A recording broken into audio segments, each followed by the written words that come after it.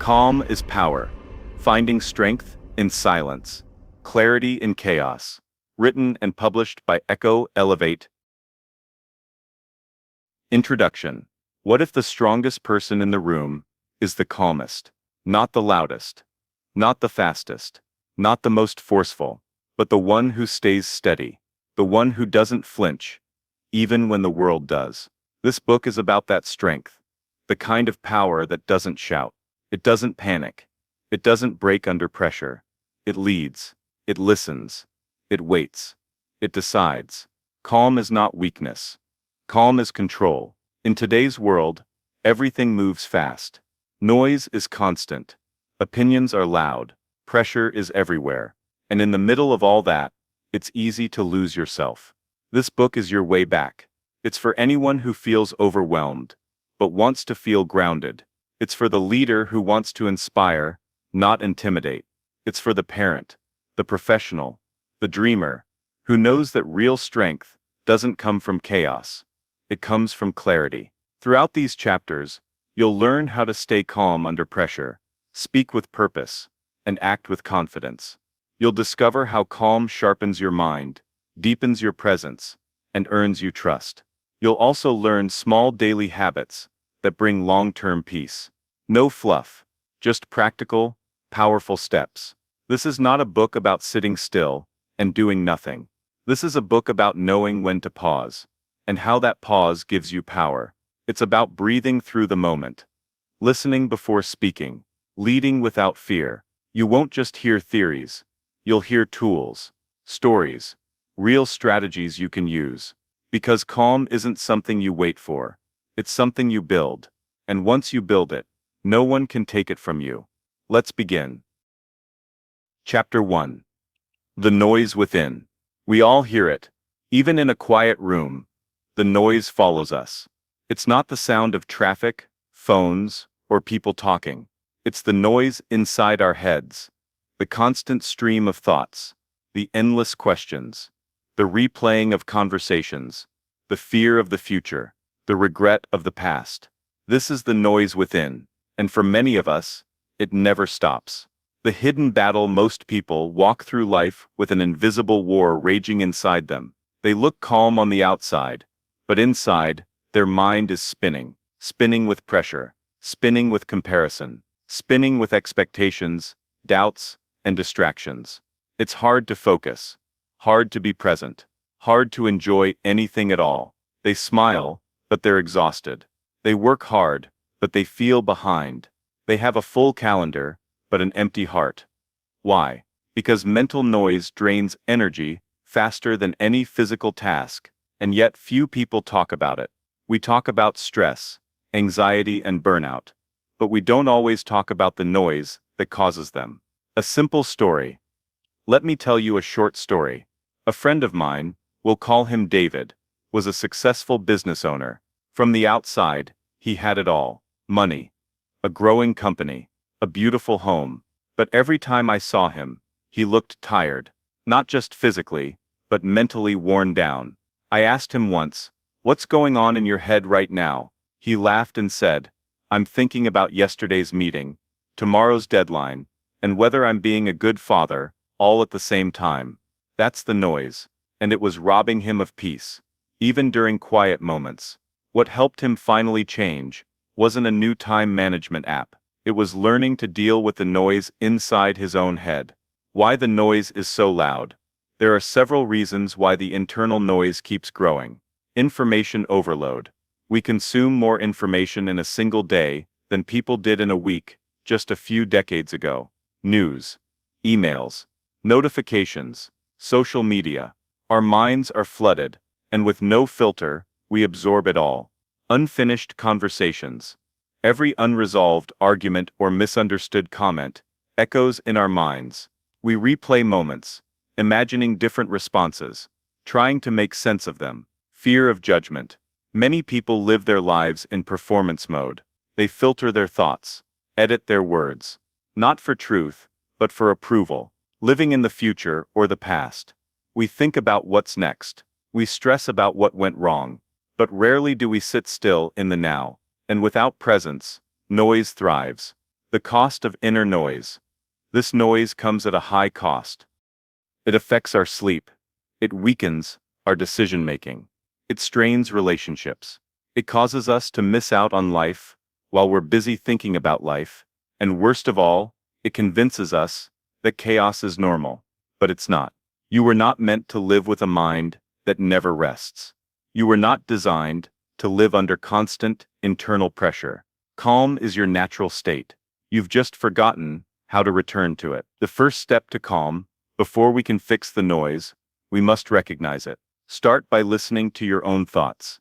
Not with judgment, but with curiosity. Ask yourself, what am I thinking about right now? Are these thoughts helping me or hurting me?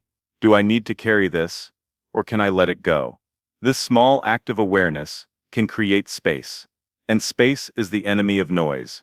Quiet isn't empty. It's full of clarity.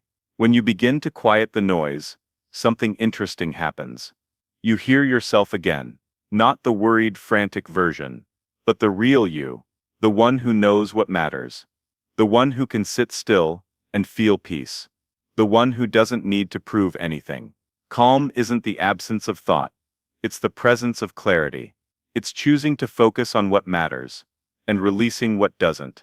Practical ways to reduce inner noise. Here are a few simple daily tools that can help. 1. Morning silence. Start your day with 5 minutes of quiet.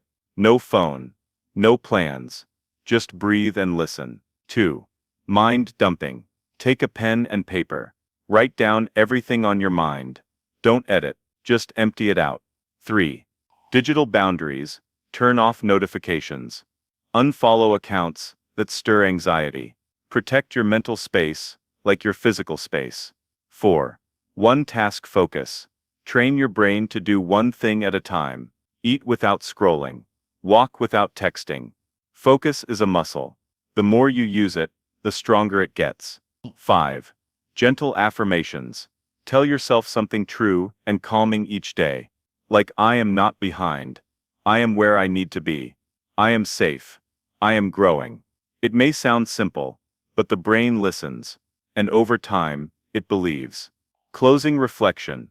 The noise within you is not your enemy. It's just a signal, a sign that something needs attention. But that doesn't mean the noise should control your life. It's not your truth. It's not your future. You don't have to be perfect to find calm. You just have to be willing to slow down, willing to listen, willing to let go of the thoughts that no longer serve you.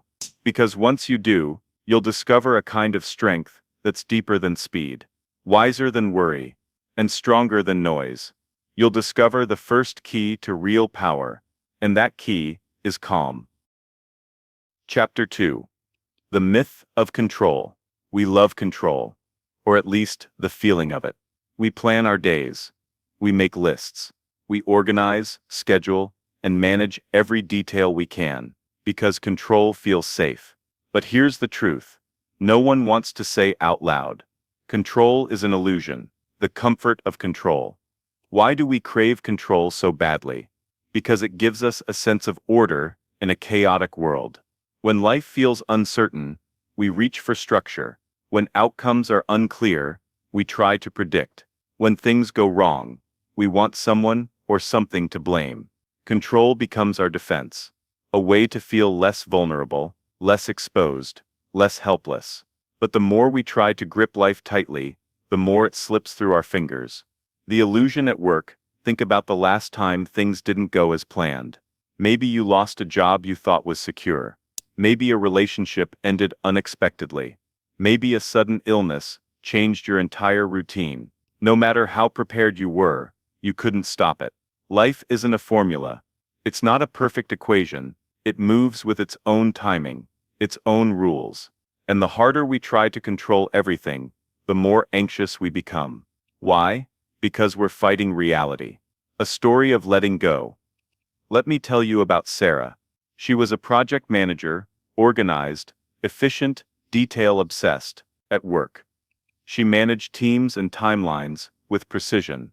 But in her personal life, she struggled. Every change brought stress. Every delay caused panic. Every unknown felt like a threat. Her therapist asked her one question that changed everything. What if the peace you want only comes after you stop trying to control everything? That question hit hard, because deep down, Sarah realized her need for control was exhausting her. So she tried something new. She let go just a little. She allowed uncertainty to be part of the process, and to her surprise, life didn't fall apart. Her anxiety actually got smaller. Because sometimes, peace comes not from having more control, but from needing less of it. Why control fails? Here's what makes control such a trap. 1. Control is never complete. There's always something we can't manage. Always something outside our reach. 2. Control creates fear of change. If we believe we must control everything, then any change feels like failure. 3. Control isolates us. We stop trusting others. We stop collaborating. We believe no one else can do it. Right. 4. Control breeds frustration. Because reality doesn't always follow our plans. And when it doesn't, we suffer. The alternative: influence, not control. There's a better word than control. That word is influence. You can't control the weather, but you can carry an umbrella. You can't control other people, but you can choose your response. You can't control every outcome, but you can prepare, adapt, and move forward with grace. Influence is about power through presence, not force. It's about showing up with calm, clarity, and confidence, even when the path isn't clear. A calm mind accepts what it can't change. When you accept that not everything is yours to control, something shifts inside you. You become more patient, more understanding, more resilient, because now, you're not trying to bend the world to your will. You're learning how to live well within it. That's not weakness. That's wisdom. How to let go. Practically letting go doesn't mean giving up. It means making peace with what is. Here are 5 ways to begin. 1. Ask, is this mine to carry? If not, release it. If yes, take calm, focused action. 2. Expect surprises. Remind yourself daily, I can handle the unexpected. 3. Practice flexibility. Replace rigid plans with flexible frameworks. Allow space for change. 4. Breathe through resistance. When you feel yourself clenching, your jaw, your fists, your thoughts, pause, exhale, loosen. 5. Focus on your influence. Ask, what can I shape today? Then give that your energy. Letting go is a strength. In some cultures, surrender is seen as failure, but true surrender isn't defeat. It's trust. Trust in your ability to adapt. Trust that calm has more power than control. Trust that not everything needs your hand on it to turn out well. Letting go is not the end of effort. It's the beginning of peace. Closing thought control feels powerful, until it doesn't. Until something breaks. Until a plan falls through. Until life reminds us we were never in charge to begin with. But when we let go of that illusion, we find something better. We find presence. We find peace. We find power and calm. And that is the kind of power that no storm can shake. Because when the world around you spins, you don't have to spin with it. You can breathe. You can adjust. You can rise. Not by controlling everything, but by staying calm in the middle of everything. Chapter 3. The calm mind thinks clearer. It's hard to think clearly in a storm. That storm might not be outside. It might be inside. Racing thoughts. Overthinking. Stress that makes your heart race and your mind spiral. And yet, in these very moments, when decisions matter most, our minds are least reliable. Why? Because clarity does not exist in chaos. It only comes through calm. The cost of mental clutter. Have you ever tried solving a problem while angry? It never ends well. Or tried making an important decision when you were tired and overwhelmed? That's when we snap. That's when we say things we regret. That's when we rush into choices that create more problems than they solve. It's not that we're incapable, it's that we're cloudy. Our minds are fogged with emotion, fear, and noise. And a fogged mind can't see far. The power of pause. Let's consider this. Have you ever noticed how wise people speak slowly? They don't rush. They take their time. They think, then speak. That pause between reaction and response. That's where clarity lives. A calm mind knows when to pause. It knows that not responding immediately is often the smartest response. In that stillness, we access something deeper. Not fear, not ego, but wisdom. A real-world example. Let me share a story. A man named James worked as an emergency room doctor. In his job, chaos was normal. Loud alarms, fast decisions, high stakes, and yet he was known for being unusually calm. One day, a trainee asked him, "How do you stay so calm when people's lives are on the line?" James smiled and said, "Because if I panic, I lose clarity. And when I lose clarity, I can't help anyone." He wasn't calm because the situation was easy. He was calm because the situation demanded clarity. That kind of calm isn't passive. It's active. It's focused. It's strong. Why calm helps you think. Here's what happens inside your brain.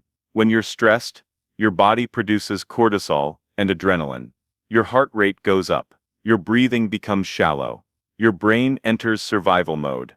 In survival mode, your thinking shifts. You stop using the logical part of your brain, the prefrontal cortex. Instead, you default to fight, flight, or freeze. That's helpful in a real emergency, but in most daily situations, it works against you.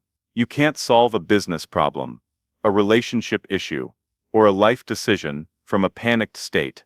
You need the logical brain, the thoughtful brain, the brain that only activates when you're calm. The mistake of rushing through problems, in our culture, speed is praised. Be quick. Be decisive. Be first.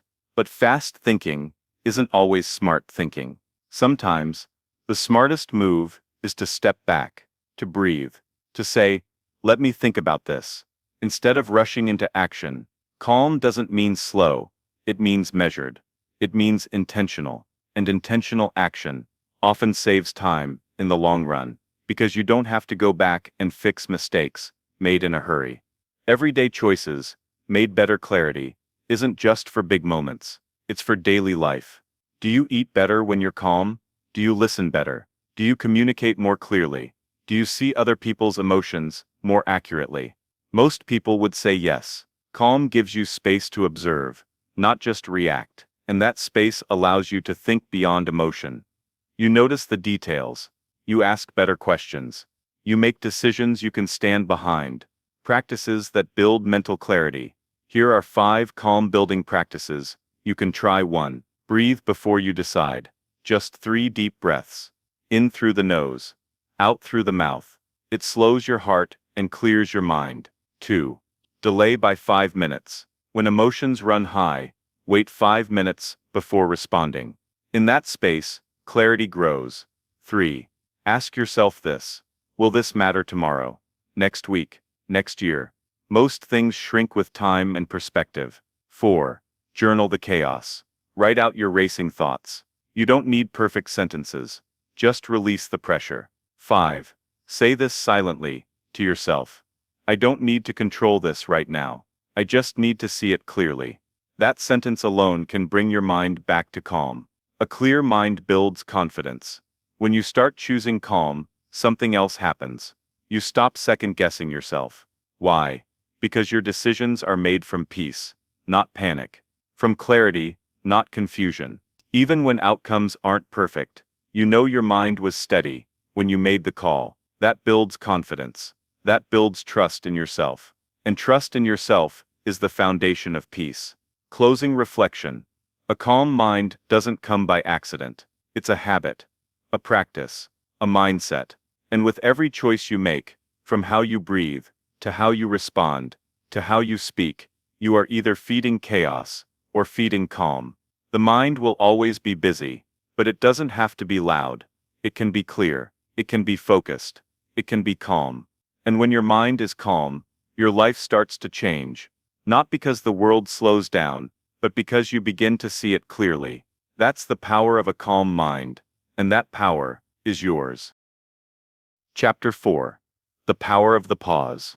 In a fast world, stillness is rare. We rush to reply, rush to act, rush to fill every silence. But real power, lasting, grounded power, often lives in one small, quiet moment. The pause. Why we fear the pause. We're trained to keep moving, keep scrolling, keep talking, keep doing. Pausing feels wrong. It feels lazy. It feels weak. But ask yourself, where has constant motion gotten you? Exhausted? Overwhelmed? Burned out? We've confused movement with progress. But not every motion moves us forward. Sometimes, what you need isn't more action. Sometimes, what you need is to stop. What the pause gives you, a pause, is more than a break. It's a window, a space where clarity enters, where emotion settles, where truth rises to the surface. In just a few seconds of stillness, your brain gets time to process. Your breath resets. Your thoughts align. And suddenly, what felt urgent doesn't. What felt personal doesn't sting as much. What felt overwhelming now looks manageable. That's the power of the pause. The mistake of reacting too fast. Most mistakes don't come from a lack of intelligence. They come from reacting too quickly. We speak without thinking. We send the message we can't take back. We quit when we should have waited. We say yes when we meant no. All because we didn't pause. Fast reactions are easy, but wise responses take patience. And the pause makes wisdom possible. A story to consider. Let's talk about Malik. He was a high-performing team leader in a large tech company. Smart, efficient, always on the go. But one week, things started spiraling. A client pulled out. A deadline was missed. Tensions ran high. During a meeting, one of his team members challenged his decision, publicly. Without thinking, Malik fired back. His tone was sharp. His words, personal. The room went quiet. Later that night, he replayed that moment over and over. He realized one thing: if he had paused, just for 5 seconds, he would have responded differently. That one pause could have saved trust, morale, and his own peace.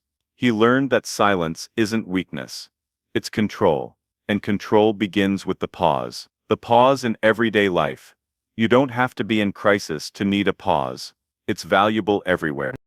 When someone says something you don't like, pause. When you feel defensive, pause. Before you reply to an email, pause. When you're about to make a decision you might regret, pause. One breath, one moment. It's enough to change your response. And often, that change shifts the outcome. The pause and emotional regulation. Your brain loves patterns. If you always react fast, it gets used to it. But when you begin to insert pauses, new patterns form. You train your nervous system to slow down. You teach your emotions to wait. You give your thoughts room to rearrange themselves. With time, your baseline changes.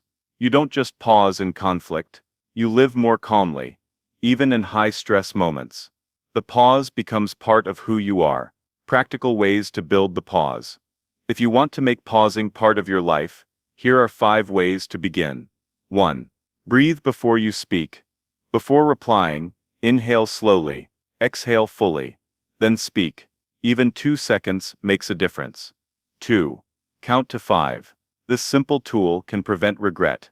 When triggered, count to 5. Silently. Feel your body settle. 3. End the rush rituals. Notice when you feel the need to rush, whether while eating, working, or speaking. Instead, slow down on purpose. 4. Use a grounding phrase. Tell yourself, I don't need to rush this, or stillness is strength. Repeating this rewires the brain. 5. Journal the pause moments. At the end of the day, note one time you paused, and how it helped. This builds awareness and confidence. The pause is a reset, not a retreat. Sometimes people confuse the pause with giving up, but stepping back isn't weakness. It's a strategy. You're not quitting. You're recalibrating. You're not walking away. You're gaining control before stepping forward. In fact, the most powerful people in the world, leaders, creators, decision-makers, often say less. Move slower. Respond with purpose. Because they've learned power is not in how fast you speak. It's in how well you listen. Closing reflection. The pause is a gift. It's a moment of power. A space between stimulus and response. A bridge from chaos to clarity. You may not always be able to control what happens to you, but you can always control how you respond. And that response begins with the pause. So the next time your heart races, pause. The next time someone pushes your buttons, pause. The next time you feel the urge to rush, pause. In that moment, you will find yourself again, and that moment might just change everything. Chapter 5. Calm in the face of chaos. Chaos doesn't ask for permission. It enters suddenly. A phone call, a missed deadline, an accident, a crisis. One moment, life is smooth. The next, everything feels like it's falling apart. In these moments, one truth rises. How you respond defines your strength. The myth of emotional control. We often believe we must control the chaos, fix everything, hold everyone together, keep all the plates spinning. But here's a secret. You don't have to control the chaos. You just need to control yourself within it. That's the difference between pressure and presence, between panic and peace. When the world speeds up, you slow down. Imagine this. You're in a crowded room. Tension is rising. Voices get louder. People are stressed. Then one person walks in. Calm, focused, composed. They don't yell. They don't rush. They just are. And somehow, their energy calms the room. That's the power you have. Calm is not passive. It's not avoiding reality. It's becoming the anchor when the world is shaking. A real-world story. Let's talk about Lisa. She was a school principal. One morning, just as the school day began, a power outage hit. The internet went down. The phones stopped working. Parents were calling. Teachers were confused. Students were nervous. It could have been a disaster. But Lisa didn't yell. She didn't panic. She gathered her team, gave clear instructions, and walked the halls with a steady presence. Later, a teacher asked her, "Weren't you scared?" She smiled and said, "Of course. But if I lose my calm, everyone else will lose theirs too." Lisa understood something powerful. In chaos, calm is leadership. Why calm wins in crisis. Here's why calm works. Even when things go wrong. 1. Calm creates clarity. When you stay composed, you see what others miss.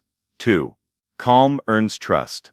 People follow the one who brings stability, not stress. 3. Calm reduces mistakes. Panic clouds judgment. Calm opens the mind. 4. Calm builds resilience. It becomes your internal shield. You bend, but you don't break. This doesn't mean you won't feel fear. It means fear doesn't have the final say. The inner shift. You may wonder, how do I stay calm when everything is falling apart? The answer isn't found outside. It starts within. It starts with a choice. A decision not to join the chaos. A decision to respond instead of react. To breathe instead of burst. To trust instead of tremble. That shift begins with awareness. You notice your rising heartbeat. You feel the surge of adrenaline. And instead of feeding it, you pause. That pause becomes your power. Tools for staying calm in chaos. Let's look at 5 simple tools you can use in chaotic moments. 1. Anchor to breath. Inhale for 4. Hold for 4. Exhale for 4. Repeat. This settles your nervous system fast. 2. Ask what's true right now. Chaos exaggerates. Calm brings truth. Focus only on what's real in the moment. 3. Focus on one action. Don't try to fix everything. Pick one small helpful thing you can do, and do it well. 4. Speak slowly. Even if your heart is racing, slow your speech. This signals safety to your mind and to others. 5. Visualize a calm version of yourself. See yourself steady, confident, grounded. Step into that image, even if only for a moment. These habits don't stop chaos, but they stop you from becoming part of it. Calm is contagious. You may not realize this, but your calm influences others more than your words do. In stressful meetings, in family arguments, in medical emergencies, in business losses. When you remain calm, others start to breathe again.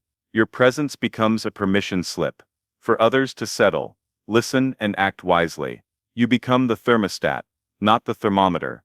You don't just measure the temperature of the room, you set it. What calm is a riri, and what it's not. Let's be clear, calm is not indifference. It's not pretending everything is okay. It's not bottling emotions or avoiding reality. Calm is courage under pressure. It's clarity in confusion. It's choosing presence over panic. Calm doesn't mean the storm disappears. It means you stop letting the storm control your spirit. Closing reflection: chaos will come. It's part of life. It's part of growth. It's part of every journey worth taking. But you are not powerless in the face of it. You have tools. You have awareness. And most importantly, you have a choice. The choice to pause, to breathe, to lead with calm. Because in the end, the most powerful person in the room isn't the one shouting. It's the one who stays still and shows others how to do the same. That's you. Chapter 6. Breathe like you mean it. Sometimes the most powerful thing you can do is breathe. Not scroll, not speak, not run away. Just breathe. Slowly, intentionally, like you mean it. It sounds simple, too simple. But what if the thing you overlook every day, your breath, is the key to unlocking calm? We forget to breathe. Of course, you're always breathing, but you're not always aware of it. You hold your breath when you're tense. You breathe fast when you're stressed. You breathe shallow when you're distracted. In fact, many people go their entire lives without realizing how disconnected they are from their own breath. And with that disconnection comes something worse. Disconnection from peace, from presence, from power. Because your breath is the bridge. The science of breathing. Let's talk about what's actually happening in your body. When you're anxious, your body shifts into fight or flight. Your brain detects a threat, even if it's just an email or a conversation, and tells your body to gear up. Heart rate increases, muscles tense, breathing becomes fast and shallow. This is survival mode. Now here's the twist.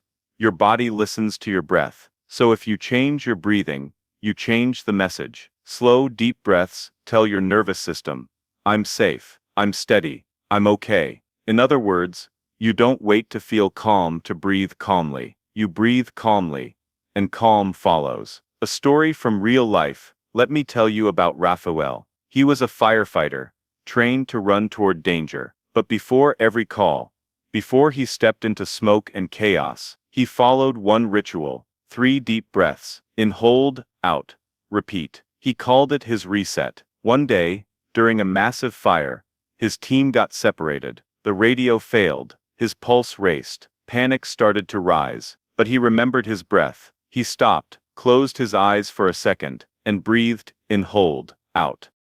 That moment grounded him. It cleared his head. It allowed him to find his way back and lead others out. He told me, I trust my training, but it's my breath that saves me. That's the kind of power we're talking about. Breathing is a skill. Breathing well doesn't just happen. It's a skill, one you can build, one you can use anywhere. In a crowded room, in a stressful conversation, before sleep, after bad news. You don't need equipment. You don't need privacy. You just need a moment and a choice. To breathe with awareness. To breathe like you mean it. Simple breathing techniques for calm. Here are 3 techniques you can use starting today. 1. Box breathing, used by Navy SEALs to stay calm under pressure. Inhale for 4 seconds. Hold for 4 seconds. Hold again for 4 seconds. Repeat for 1 minute. Feel your mind slow down. 2-4-7-8 method. Great. Before bed or in anxious moments. Inhale through your nose for 4 seconds. Hold your breath for 7 seconds. Exhale slowly through your mouth for 8 seconds. It relaxes your nervous system and lowers your heart rate. 3. Breath counting. Close your eyes. Inhale and silently count 1. Exhale, count 2. Go up to 10, then start over. If your mind wanders, that's okay. Just return to your breath. This builds focus and brings calm without effort. The breath as a daily anchor. You can build calm through small breathing rituals every day. In the morning, start with 3 deep breaths before touching your phone. At lunch, pause and take 5 slow breaths before your next task. In the evening, breathe deeply for 1 minute before sleep. These little anchors train your body and mind to reset. They create space in a crowded day. They tell your nervous system, we are safe here. What changes when you breathe well? When you learn to breathe like you mean it, everything starts to shift. You react slower and respond wiser. You feel emotions, but don't get swept away. You stop fighting your body and start using it. You speak with clarity, not tension. You move through stress without becoming it. Breathing is not a backup plan, it's the foundation. Closing reflection. The breath is the one thing you always have. In every moment, in every challenge, in every victory. You don't need to master it. You just need to remember it. Because your breath is not just oxygen, it's presence, it's control, it's calm. So the next time life feels too loud, too fast, too much, don't reach for your phone. Don't run from the moment. Don't power through. Pause. Close your eyes and breathe. Like you mean it. Chapter 7. Slow is smooth, smooth is fast. It sounds backward, doesn't it? Slow is smooth. Smooth is fast. We live in a world that glorifies speed, fast answers, fast success, fast results. Go faster is often the message we hear. But when you move too fast, without intention, without clarity, you stumble. You miss details. You make mistakes. You have to double back and fix what could have been done right the first time. So ironically, rushing slows you down. And that's where this principle comes in. When you go slow with purpose, you move faster in the long run. The origins of the principle. This phrase didn't come from a motivational speaker. It came from the military. Elite units like the Navy SEALs use it in training and combat. Why? Because when life is on the line, rushing is dangerous. Panic leads to errors. Errors lead to loss.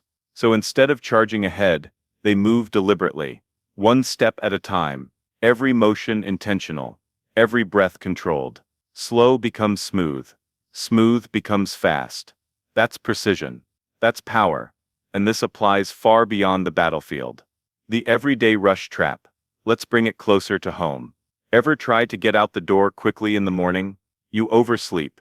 You skip breakfast. You're looking for your keys while brushing your teeth. You spill coffee on your shirt. That rush costs you more time, and a lot more stress, than if you just moved a bit slower. We think speed equals efficiency. But in reality, calm consistency is what gets things done well. A real-life example, meet Arya. She was a software developer. Smart, ambitious, fast. She prided herself on being the quickest problem solver on her team. But over time, her code had more bugs, more client complaints, more late nights fixing issues. Her mentor told her, speed is impressive, but clean code is faster than fixing broken code. That's when she started to slow down. She reviewed twice before sending. She asked better questions. She paused before every final step. And guess what? Her pace felt slower, but her results were stronger. Projects finished earlier. Her stress levels dropped. And her team trusted her more. She wasn't slower. She was smoother, and smooth became fast. The cost of constant acceleration. When you move too fast, you lose presence. You forget steps.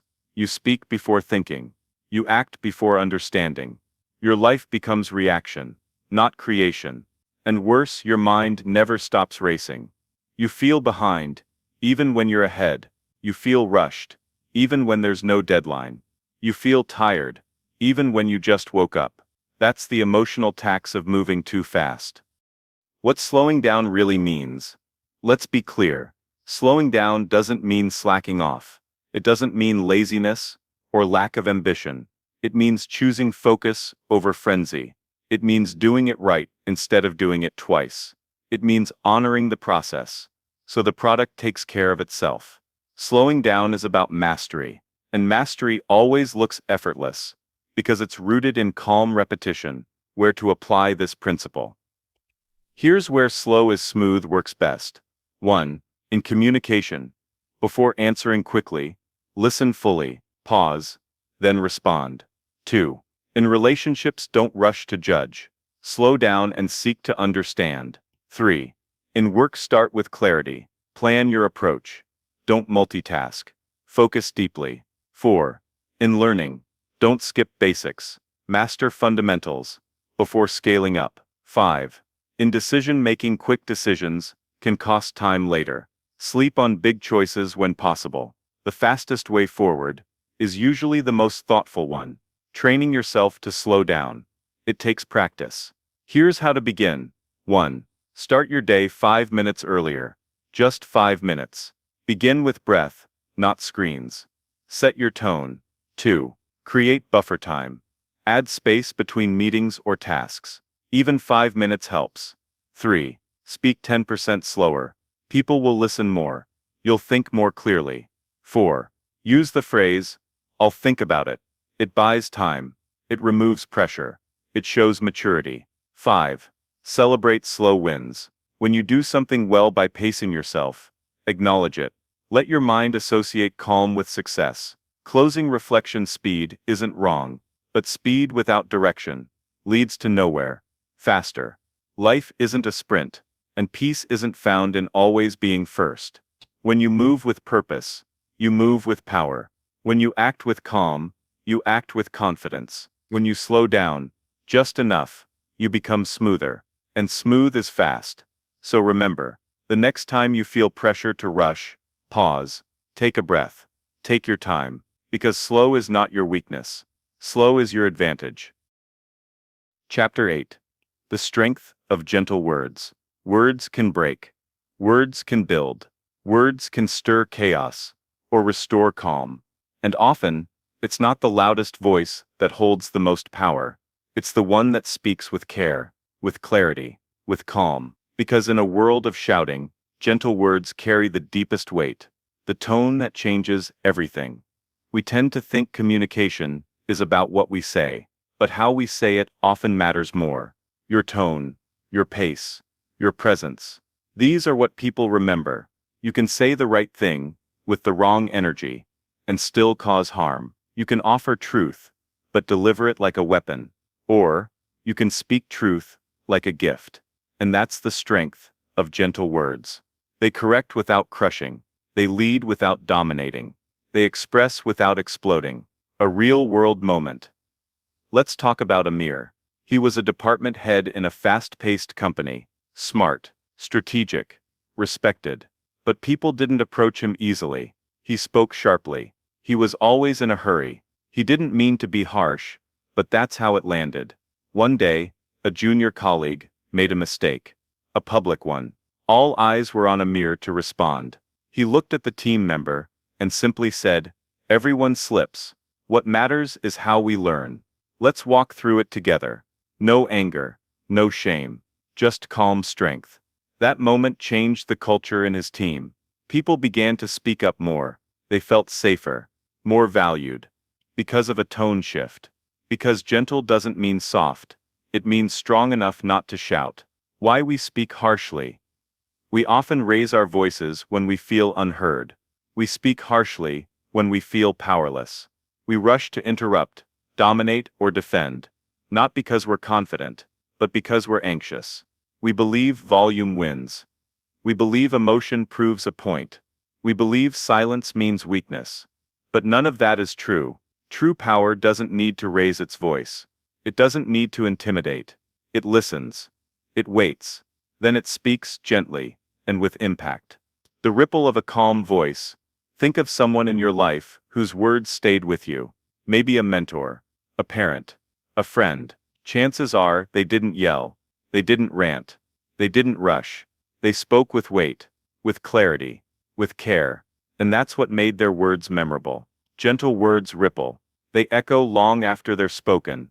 Because people don't just hear them. They feel them. What gentle sounds like gentle isn't weak. It's precise. Here's what it sounds like in practice. Let me understand what you're saying. I hear you. Here's how I see it. Let's take a moment before we respond. That matters to me. How can I help? Simple, clear, respectful. You're not performing, you're connecting. And connection is what brings calm into a conversation. Practicing gentle speech. Here are 5 ways to develop the strength of gentle words. Slow your tone. Drop your volume. Reduce your pace. The slower your words, the stronger they land. 2. Leave room for silence. Not every space needs to be filled. Sometimes, silence gives your words more meaning. 3. Choose presence over precision. You don't need the perfect sentence. You need to be fully there when you speak. 4. Ask more than you state. Questions invite collaboration. Statements often demand compliance. 5. Replace blame with reflection. Instead of, "Why did you do that?" Try, "What do you think happened here?" This shift in tone creates safety, and safety builds trust. Gentle words in conflict. When tensions rise, the world teaches us to win arguments.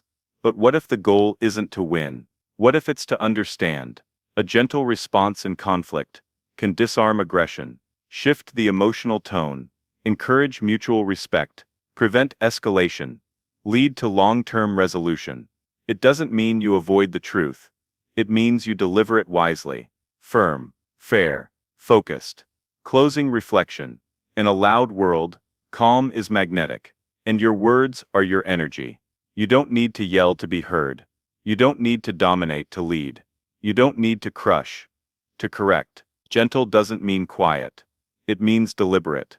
It means choosing peace over performance, understanding over ego, connection over control. So the next time you speak, speak like someone who doesn't need to shout to be powerful, because your calm voice might be the only one someone hears today. Chapter 9. Protecting your peace. Calm doesn't happen by accident. It happens by design. You can't find peace in a life that constantly invades it. You have to protect it, guard it, defend it. Not with walls, but with boundaries. Because peace is not just something you feel, it's something you build. Peace is a daily target.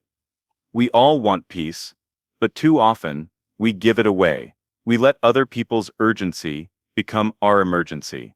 We say yes when we mean no. We answer calls we don't want to take. We tolerate conversations that leave us drained. Little by little, our peace erodes. And here's the hard truth. You can't stay calm in chaos if you never say no to it. Why boundaries matter. Think of peace like a garden. It can grow, it can flourish, but only if it's protected. If you leave it open to weeds, pests, and storms, it won't last. Boundaries are the fences, not to shut people out, but to keep the good in. They are how we protect our time, our energy, our focus, and our calm. Without them, you live in reaction. With them, you live in intention. A story of reclaiming peace. Let's talk about Maya. She was a people pleaser. Always available, always agreeable. At work, she stayed late to help others meet their deadlines. At home, she said yes to every request, even when exhausted. Over time, she felt invisible, not appreciated, not respected. One night, she sat in silence and asked herself, what would happen if I stopped trying to please everyone? So she made one change. She began to say, let me get back to you, instead of saying yes right away.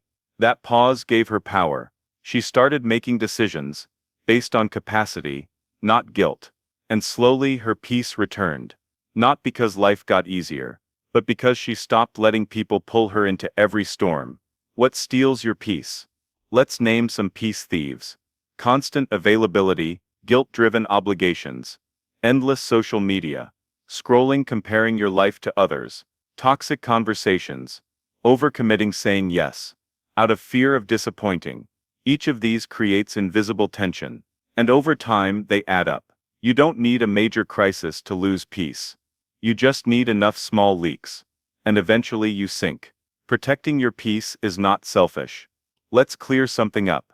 Protecting your peace isn't rude. It's not selfish. It's not cold or closed off. It's wise. It's mature. It's necessary. Because when you protect your peace, you show up better for others. You think more clearly. You act more purposefully. You love without resentment. You work without burning out. A peaceful you is the best version of you. How to protect your peace. Practically here are 5 calm building habits to help you guard your peace. Create digital boundaries. Turn off non-essential notifications. Unfollow accounts that drain you. Set screen time limits, even if just an hour a day. 2. Say no without explaining. You don't owe a full explanation every time. No thank you is a complete sentence. 3. Schedule solitude. Book quiet time like an appointment. Even 15 minutes alone can reset your mind. 4. Surround yourself with calming people. Choose company that adds peace, not pressure. 5. Don't argue to be right. Walk away to stay well. Not every conversation needs to be finished. Not every insult needs a comeback. Your energy is precious. Spend it wisely. Let go to let calm in. Sometimes protecting your peace means letting go. Let go of the need to explain yourself to everyone. The urge to fix what others refuse to face. The guilt of saying no. The fear of disappointing people who drain you. The belief that peace must be earned. Peace isn't a reward, it's a right. But you have to claim it. And that means setting limits that keep chaos out. Closing reflection. Peace isn't the absence of problems. It's the presence of boundaries. You can live in a loud world without letting the world live inside you. You can love people without losing yourself. You can be generous without being available 24/7. Protecting your peace means protecting your mind, your time, and your calm. So from this chapter forward, give yourself permission to say no, permission to unplug, permission to be at peace, and protect it like it matters. Because it does. Chapter 10. Calm is a daily practice. Calm isn't something you stumble into. It's not something you wait for, it's something you practice. Every day, every moment, every choice.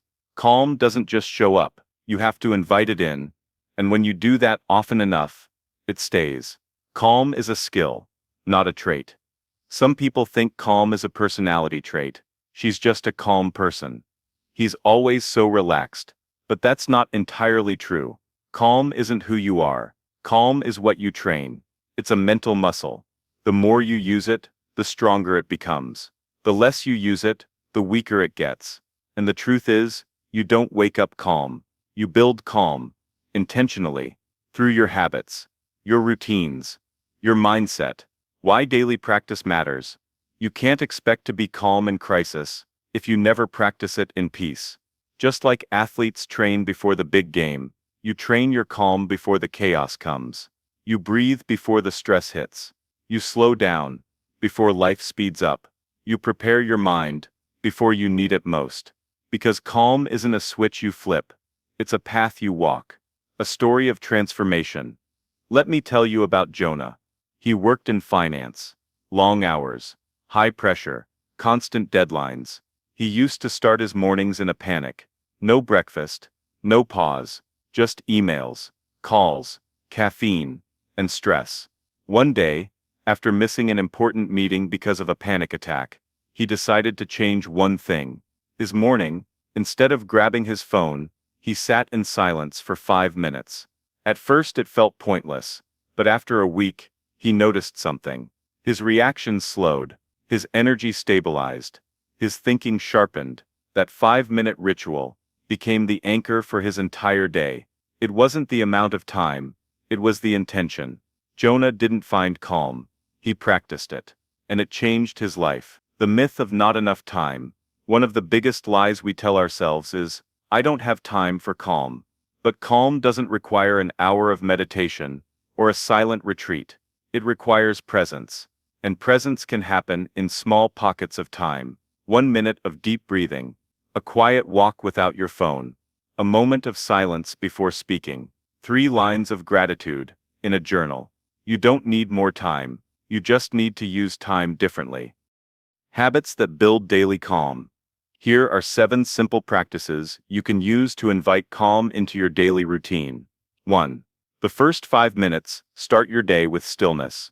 No screens, just breath, light, and intention. 2. The pause before reply. Rule before you respond. Whether by text, email, or in person, pause for 5 seconds. Let your calm lead the conversation.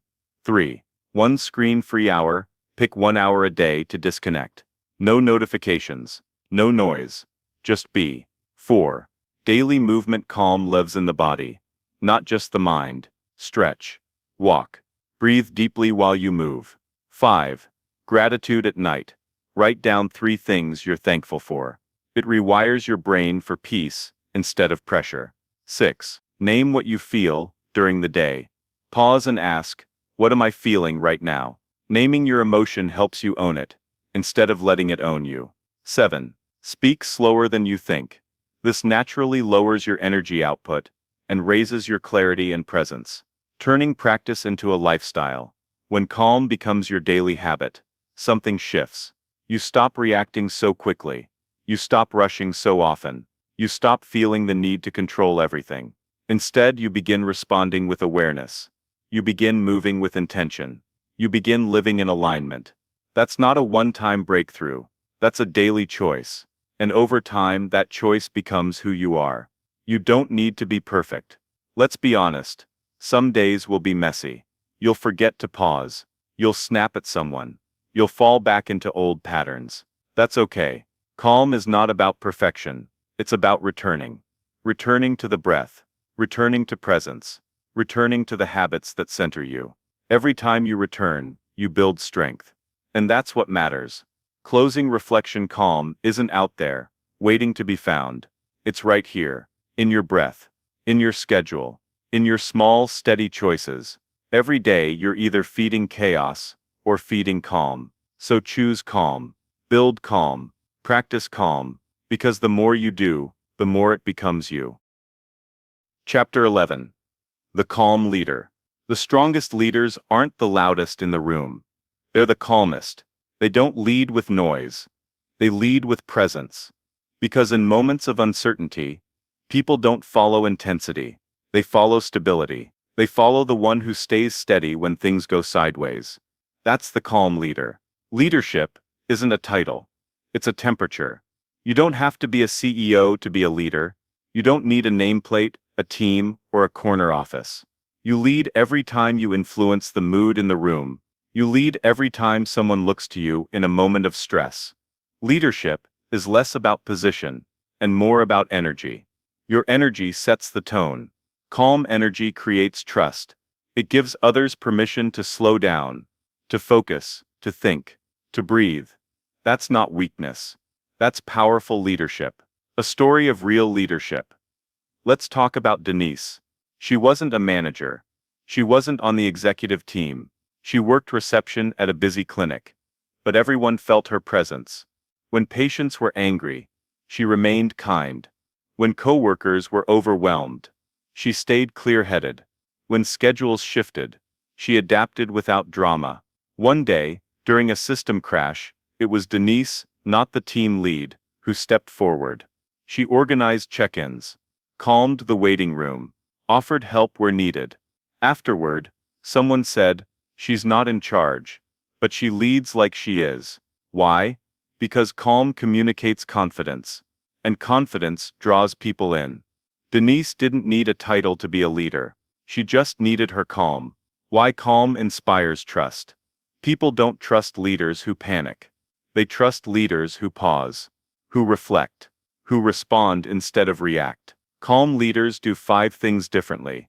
They listen fully before responding. They speak with clarity, not complexity. They manage emotion without suppressing it. They stay grounded, even under pressure. They make others feel safe, seen, and supported. It's not that they don't feel stress. They just don't let stress lead them. They lead with calm and invite others to do the same. Leading at home. Leadership doesn't stop at the office. Parents, partners, friends, you lead every day in personal relationships too. Your calm teaches your children how to handle emotion. Your calm tells your partner, this relationship is a safe space. Your calm in conflict makes the other person feel less attacked and more open. You can yell, or you can lead.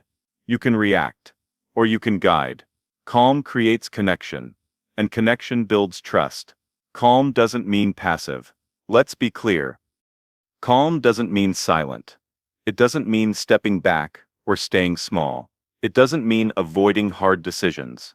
Calm means making decisions without drama, correcting behavior without shame, taking action without fear. It means speaking with strength, without raising your voice. It means leading with certainty, without creating tension. Calm doesn't delay leadership. It enhances it. How to lead with calm. Every day, here are 5 daily habits to help you lead with calm. 1. Set the tone early. Begin your day grounded. Your energy in the first hour sets the pace for the people around you. 2. Normalize the pause. In meetings or conflicts, pause before replying. It shows thoughtfulness and gives others space to breathe. 3. Ask more than you command. Instead of "do this now," try "how do you think we can approach this?" Collaboration builds trust. 4. Speak last in group settings. Let others be heard first. Calm leaders listen before leading. 5. Reflect after the chaos. Ask, did I stay calm today when it mattered? If not, ask, what can I learn from that moment? Leadership grows from awareness. The hidden power of your calm. Here's something people rarely say out loud. Your calm is often someone else's anchor. They may never tell you, but they watch you. They feel you. They absorb your energy. When you stay steady, they feel safer. When you stay kind, they feel heard. When you lead calmly, they rise with you. And sometimes, that's the most powerful thing you can give someone. A steady example. A calming presence. A reason to breathe. Closing reflection. Calm is not just a personal gift. It's a leadership tool. It allows you to lead with grace, to speak with influence, to decide with wisdom, to build with trust. Whether you lead a company, a classroom, a household, or just yourself, your calm makes you magnetic. It makes you strong. It makes you a leader worth following. So step forward with presence. Speak with care. Listen with patience. And remember, the world doesn't need louder leaders. It needs calmer ones. Chapter 12. Turning setbacks into stillness. Setbacks are a part of life. Plans fail. Doors close. Relationships shift. Health declines. Dreams get delayed. No one escapes this. But here's the deeper truth. What breaks most people is not the setback itself. It's the way they respond. Because in every setback, there's a silent choice. You can react in panic, or you can return to stillness. The initial shock. Let's be real. When life falls apart, calm is the last thing on your mind. You feel disappointment, frustration, anger, fear. That's natural. But staying in that energy for too long, that's what keeps you stuck. Stillness is not pretending you're fine. It's choosing to slow down before the storm decides who you'll become. A story of reset.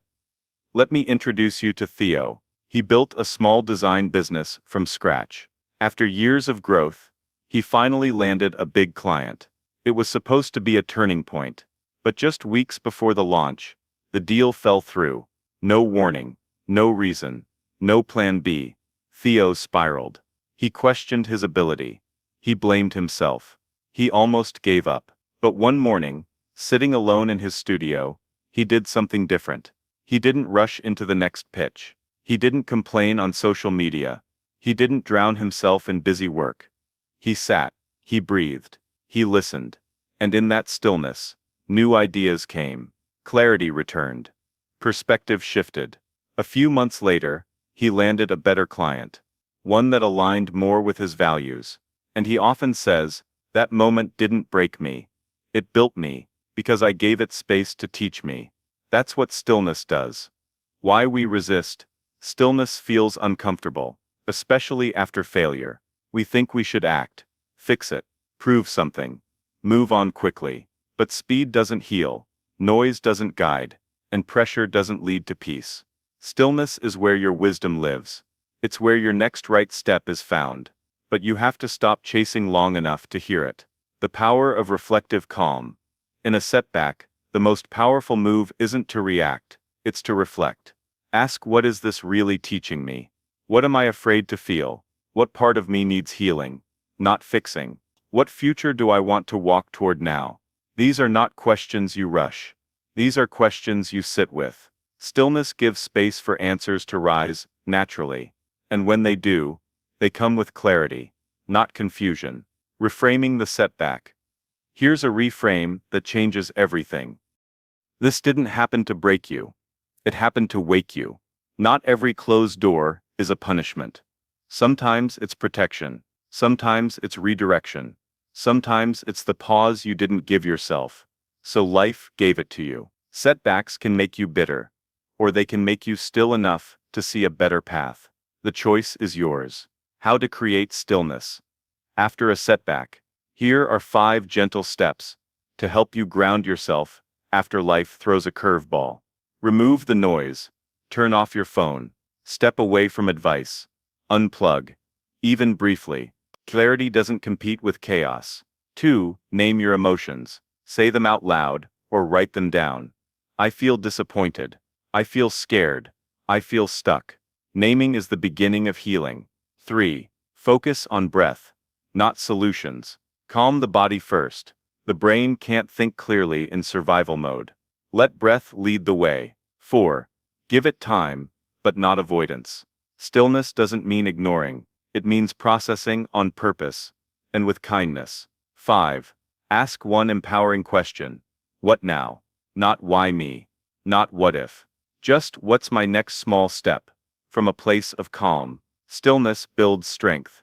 You may not get the closure you wanted, the apology you deserved, the outcome you hoped for, but you can find center again. You can find calm, and in that calm, you become someone wiser, more grounded, more whole. You learn that storms don't define you. Your response to them does. And sometimes, the most powerful response is to be still. Closing reflection. Life will knock you down. That's not a question. But you don't have to rise in panic. You don't have to respond in haste. You don't have to prove anything to anyone. You can sit. You can breathe. You can choose calm. Because from that stillness, your next chapter will rise. Stronger, simpler, steadier, and more aligned than before. That's the beauty of the setback. It leads you right back to yourself. Chapter 13. Your calm is contagious.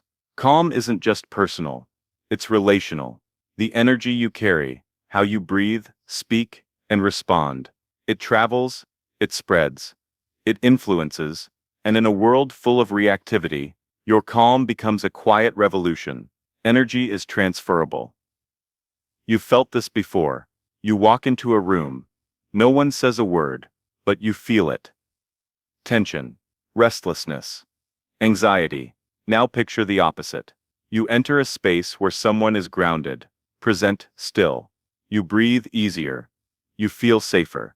You soften, without even realizing it. That's what calm does. It spreads like warmth in a cold room. A real example. The ripple of presence. Let me tell you about Carlos. He was a school counselor in a high-stress district. Fights, family trauma, constant crisis. But Carlos had a presence about him. He didn't speak loudly. He didn't react fast. He simply showed up. Calm, open, steady. And over time, students started coming to him. Not because he had all the answers, but because he had a calm they could feel. He didn't just manage chaos. He modeled peace. That's what contagious calm looks like. You influence without trying. You don't have to teach people to be calm. You just have to be calm in front of them. When you do, people feel heard. Emotions begin to regulate. Conversations get clearer. Reactions become responses. Space opens for trust, healing, and truth. Your energy teaches more than your words ever could. Especially in moments of stress. Why calm stands out? Think about this. Most people operate in default mode. They mirror the energy around them. If someone yells, they yell back. If someone panics, they panic too. If someone complains, they join in. It's instinctual. It's reactive. But you don't have to match that energy. You can disrupt it. You can become the steady pulse in a room full of racing hearts. And that disruption can be healing. Where your calm matters most, your calm is most powerful. In conflict, when others raise their voices, you lower yours. In parenting, your children don't just learn what you say, they absorb how you handle stress. In leadership, your calm sets the emotional tone for your team, even without speaking. In love, partners feel safer when calm replaces emotional volatility. In crisis, people don't need more reaction. They need your regulated, grounded presence. Wherever humans gather, your calm becomes a gift. You become a mirror. When you are calm, you help others see a better version of themselves. They start to match your breath, mirror your pace, reflect your tone. This doesn't mean you control people. It means you inspire them by example. They start thinking, if they can stay calm right now, maybe I can too. That's not manipulation. That's leadership. Through energy. Practical ways to spread calm. Here are 5 simple ways to make your calm contagious. 1. Breathe audibly. In tense moments, take a slow, audible breath. Others will naturally begin to match it. 2. Speak in shorter sentences. This slows the pace of a conversation and encourages others to ground themselves. 3. Hold eye contact with warmth. Don't stare, just be present. People sense safety in your steady gaze. 4. Respond with silence. Not every moment needs a reply. Sometimes, silence resets the tone. 5. Move slowly. Your physical pacing, whether walking, reaching, or gesturing, signals emotional stability. Your body language is a louder teacher than your voice. Your calm is a legacy. Think about what people remember about you. They might forget what you said. They might forget what you did, but they'll remember how you made them feel. And if you gave them a moment of peace, a feeling of safety, a sense of balance, they'll carry that with them, in their homes, in their work, in their own storms. Your calm doesn't stop with you. It becomes part of them. That's a powerful legacy. Closing reflection. Your calm is more than a personal practice. It's a public service. It soothes. It grounds. It invites others into their best selves. So next time you walk into a room, remember you bring more than your words. You bring your energy. And your calm. It's contagious. Let it spread. Chapter 14. Stillness reveals the real you. Stillness isn't empty. It's full of truth, of clarity, of you. In the quiet, when the noise fades and the world steps back, you begin to hear something different. Not the voice of anxiety, not the pressure of expectations, not the comparisons or criticism, but something softer, something deeper. Yourself. We spend so much time performing. Most of us live on a stage. We perform roles, wear masks, say what we think others want to hear, do what we think we're supposed to do. We hustle to prove, we rush to impress, we shape ourselves to fit in. And somewhere along the way, we lose sight of who we really are. Stillness brings you back. A story of return. Let me tell you about Rima. She was always in motion. Meetings, projects, volunteering, parenting. Her calendar was packed. Her mind never rested. She was admired, respected, but she felt unknown, even to herself. One weekend, she took a silent retreat. No phones, no schedule, no to-do lists. At first, the stillness was unbearable. The quiet felt loud. The silence felt confrontational. But then, something shifted. She cried. She journaled. She listened. And for the first time in years, she didn't feel like a role. She felt like a person again. Stillness didn't change her. It revealed her. And she began to rebuild her life. Not from noise, but from knowing. Why stillness feels so uncomfortable. Stillness removes distractions. It takes away the noise we hide behind. And when that noise is gone, we face what we've ignored. The dreams we buried. The emotions we avoid. The voice we silenced. That's why many people fear stillness. Because it doesn't just calm you. It confronts you with what's real. But that's also where the breakthrough lives. Because what you avoid is often what you need most to heal. The truth about your identity. You are not your job title. You are not your social media profile. You are not your followers, your failures, or your fears. Beneath all of that, there's someone steady, someone calm, someone whole. Stillness gives that version of you space to speak. And when it does, you remember what truly matters to you, what values you stand for, what kind of life you actually want, what peace feels like, without performing for it, what you discover in stillness. When you practice stillness, here's what begins to rise. 1. Clarity. You see your patterns. You notice your habits. You become aware of what drains you and what fills you.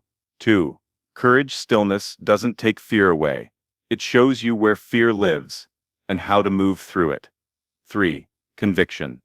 You begin to say no with confidence because you finally know what's a yes to you. 4. Compassion. You stop being so harsh with yourself. You soften. You forgive. You become your own ally. 5. Direction.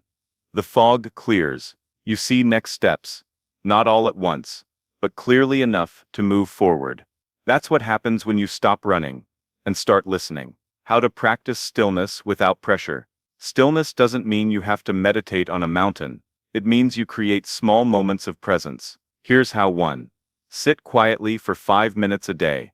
No phone, no music, just breath, just you. 2. Take solo walks without headphones. Let your environment speak to you. Let your thoughts rise. 3. Journal without prompts. Let your hand write what it wants. No structure, no judgment. 4. Watch your thoughts like clouds. Don't chase them. Don't fear them. Just let them pass. 5. Speak less in certain conversations. Let silence say what words can't. Stillness isn't about emptiness. It's about attention on what's always been inside you. Your true self lives in calm. You don't become yourself by trying harder. You become yourself by slowing down enough to notice who you already are. Your intuition, your wisdom, your core values, your inner strength. They don't shout, they whisper. And the only way to hear them is through stillness.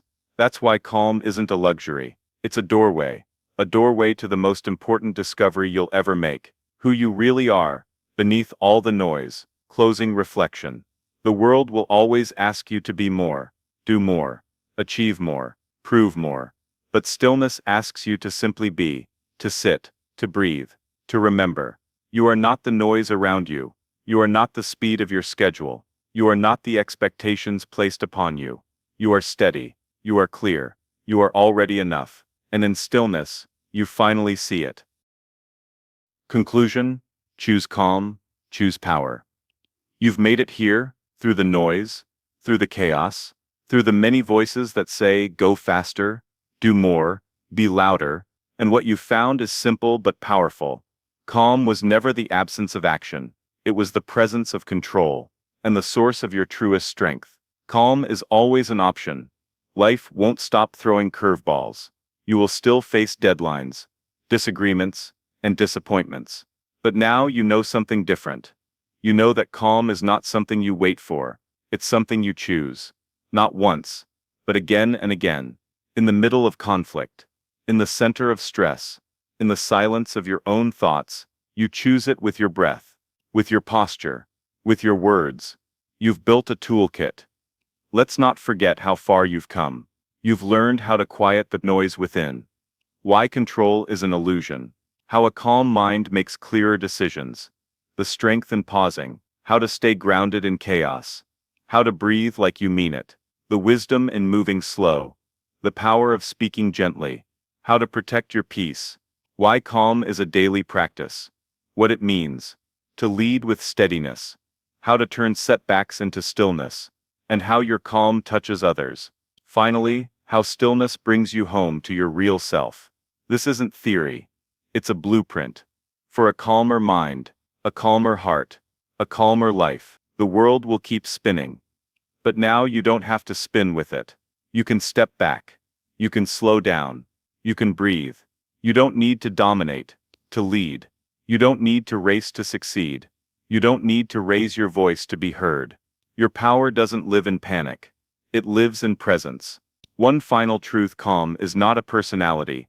It's not a trait you're born with or without. Calm is a decision. It's a practice. It's a way of living. And every time you choose it, you step into a version of yourself that is clearer, kinder, stronger. Because true power, it's not how loud you can be, it's how grounded you can stay when everything else shakes. So here it is, your invitation. Choose calm. In traffic, in tension, in the unknown, in the ordinary. Choose calm. Not because life is easy, but because you are steady, because you now know the truth. Calm is not weakness. Calm is power. And it's yours. Anytime you want it.